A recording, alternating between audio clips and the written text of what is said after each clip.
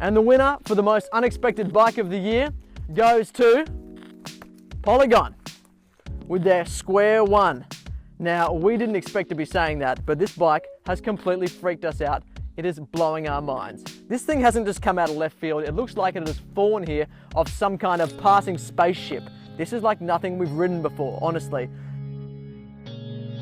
On one hand, it's packing 180 mils of travel, like huge gobs of terrain swallowing goodness. But on the other, it sails up hills like someone has got their hand in your back pushing you.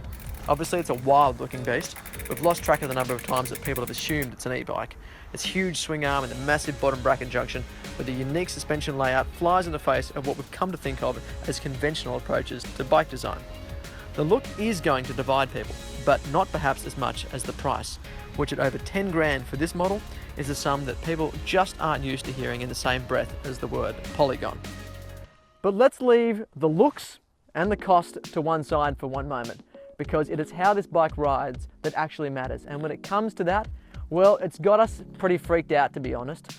From the very first moment we rode this bike, we were questioning how it was doing exactly what it was doing. It's like nothing else we've ever ridden. It's seriously hard to draw any comparisons with this bike and other bikes that we've tested out before.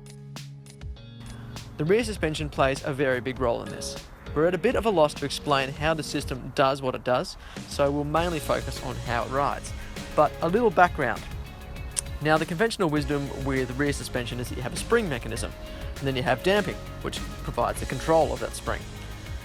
Well, the Square One throws that wisdom out the window, really, and the damping plays a massively reduced role. In fact, the rear shock has been detuned by about 60% compared to a regular Fox X2 rear shock. And this is where it gets a little bit hard to explain, because with very little damping you'd expect a chaotic, uncontrolled ride, bouncing all over the show, but that just doesn't happen.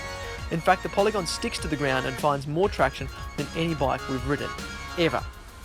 With less damping forces to contend with, the rear suspension can just move so freely. The rear wheel tracks the ground like crazy, and that's both climbing and descending. So when you're grinding up a loose climb, you've got insane amounts of grip, whether you're in the saddle or not. It doesn't slow down or get bogged down on those big repeated hits either, and we frequently found ourselves carrying way more speed into sections of trail than we expected. Fortunately, with the way it holds onto the ground, you've got plenty of braking traction too. Huck it into a hard landing and it doesn't flinch either. The frame is solid as a rock. It really does feel like a downhill bike in these scenarios.